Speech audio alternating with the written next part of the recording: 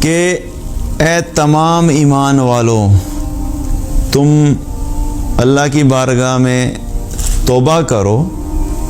اور کیوں توبہ کرو؟ لعلکم تفلحون، تاکہ تم کامیاب ہو سکو. اب توبہ کا کامیابی کے ساتھ کیا لنک ہے؟ ہمارے نزدیک تو کامیابی چونکہ ایک ڈیفرنٹ کانسیپٹ ہے کامیابی کا. ہم جب بھی کسی سے بات کرتے ہیں نا کہ بھئی یہ بڑا کامیاب انسان ہے، تو فوراً ہمارے دل اور دماغ میں اس کا جو نقشہ آتا ہے وہ کیا آتا ہے کہ اس کے پاس اس کی جاب بڑی اچھی ہوگی، اس کی سیلری بڑی اچھی ہوگی، اس کی گاڑی بڑی زبردست ہوگی، یہ کسی بہت بڑے ولا میں رہتا ہوگا، یہ کسی بڑی ہی زبردست آرگنائزیشن میں جاب کرتا ہوگا، اس کا بزنس بہت اعلیٰ ہوگا، اس کے پاس جو ہے وہ اس کے جو ایسٹس ہیں اور ریئل اسٹیٹ ہیں اس کے پاس بہت زیادہ ہوں گی. تو وہ جو کانسیپٹ فوراً فلاح کا آتا ہے، کامیابی کا آتا ہے، وہ دنیا کے اعتبار سے آتا ہے. اور اللہ سبحانہ تعالیٰ یہاں پہ کیا فرما رہا ہے؟ تم توبہ کرو تاکہ تم کامیاب ہو سکو. تو بھئی توبہ کرنے کی وجہ سے تو کوئی ڈاکٹر نہیں بن جاتا، توبہ کرنے کی وجہ سے اچانک سے کسی کا بڑا بزنس نہیں چل پڑتا. تو توبہ کا فلاح سے کیا تعلق ہے؟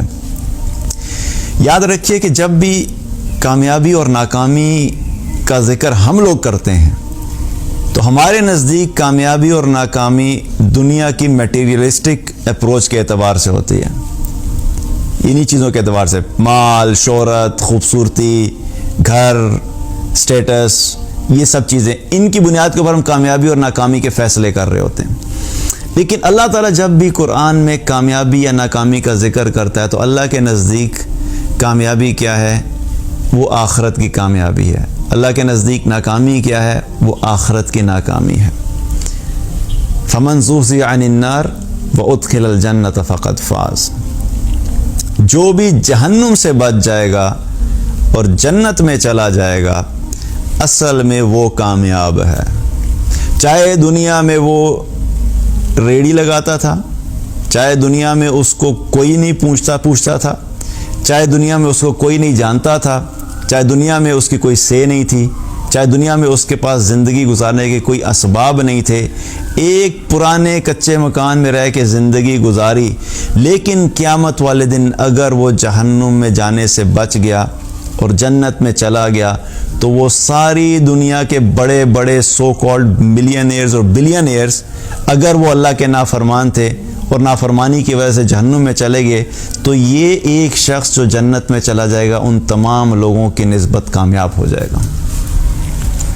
تو کامیابی اور ناکامی کا ہمیں ہمیشہ کانسیپٹ کلیئر رکھنا چاہیے. تو یہاں پہ اللہ سبحانہ تعالیٰ کیا فرما رہا ہے کہ اے ایمان والو تم توبہ کرو تاکہ تم کامیاب ہو جاؤ، تاکہ تم آخرت میں کامیاب ہو جاؤ، تاکہ تم جہنم سے بچ جاؤ، تاکہ تم جنت میں چلے جاؤ، تاکہ تم آخرت کے عذاب سے بچ جاؤ، تاکہ تمہیں اللہ کی رضا نصیب ہو. یہ سب کامیابی ہے. تو توبہ کرنے کا مقصد کیا ہے کہ تاکہ ہم آخرت میں کامیاب ہو جائیں. اور مقصد اس سے کیا ہے کہ کامیابی اسی وقت ہی ملے گی جب اللہ ہم سے راضی ہوگا. جب اللہ ہم سے راضی ہوگا، اور اللہ ہم سے اس وقت راضی ہوگا جب ہماری زندگی اللہ کے احکامات کے مطابق گزرے گی، اللہ تبھی راضی ہوگا.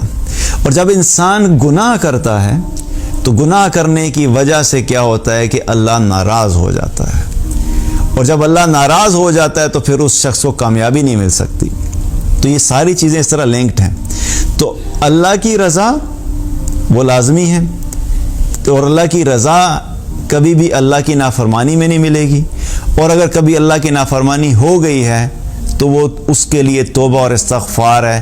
جب وہ ہم کریں گے تو ہم دوبارہ اللہ کی فرمانبرداری کی طرف